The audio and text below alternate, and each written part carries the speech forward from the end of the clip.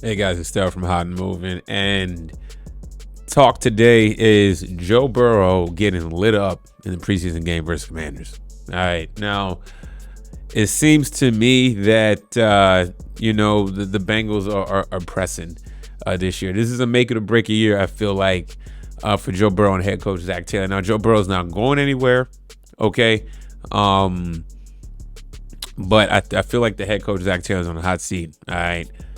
Okay, so look, they missed the playoffs 2 years in a row. Okay, everybody knows how slow of a start they've been getting the past few years. Okay, and they're a team that gets late hot, but the questions and debate is why. Why are they always starting out slow?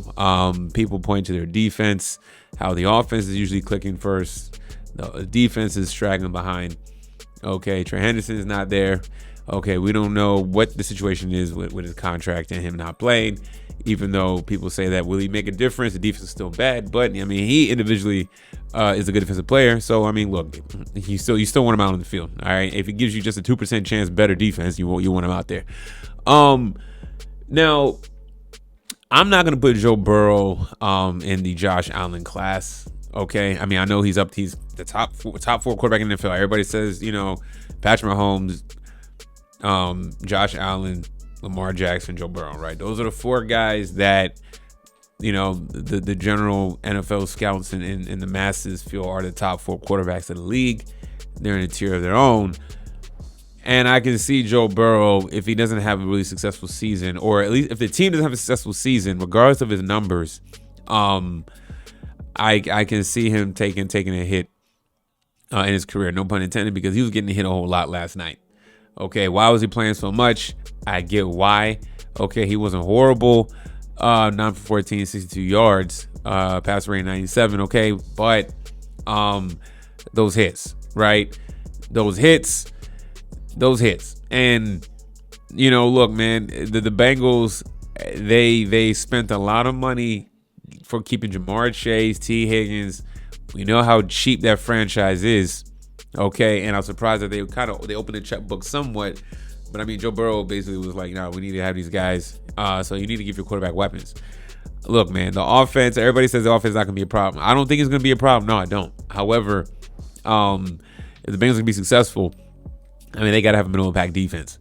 Okay, they got to have a middle of the pack defense, and also on top of that too is Joe Burrow is going to have another MVP performance like he did last year. Even though the team didn't play well, I mean, he was a damn near. You can make the case he was the best quarterback in the NFL last year.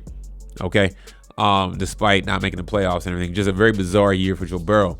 For Zach Taylor, the head coach, I know he was the quarterback's coach of the Rams before becoming, and he was offensive coordinator prior in Cincinnati, I believe, and then now, a head coach. He's been a head coach for the last few years.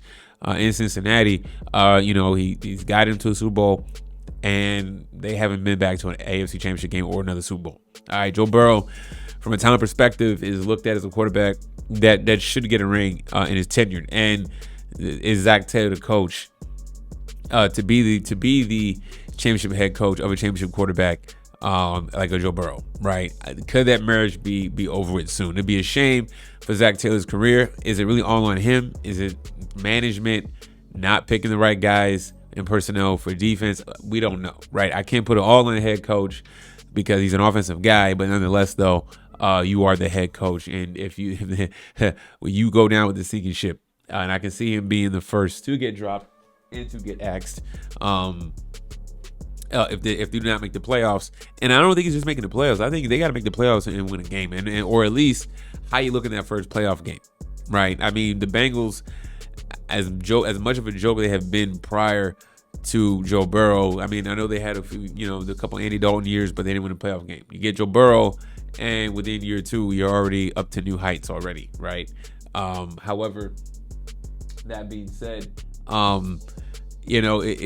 the type of organization now when you have a quarterback like a Joe Burrow that there are massive expectations.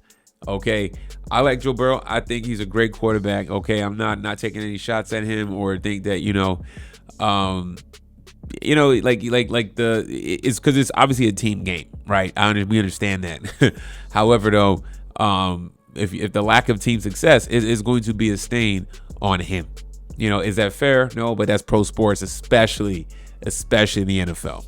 Okay, we can't make excuses for Joe Burrow. Not that anybody is, but people will say, "Well, the defense is this." And that. Well, look, a lot of teams don't have certain elements or certain functions of their team that are good, and you gotta find a way to mask it and still achieve. Okay, it's very rare that you're gonna have a team like the Philadelphia Eagles that have it all.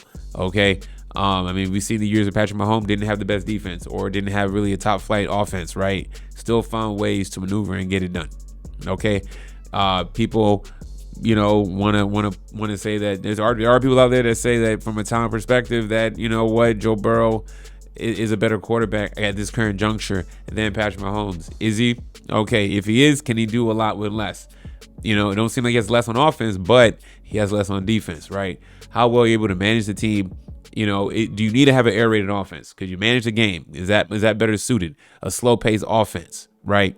That can eat clock, knowing that your defense ain't really all that great, right? Put your defense in short field position or something like that, or what I'm saying?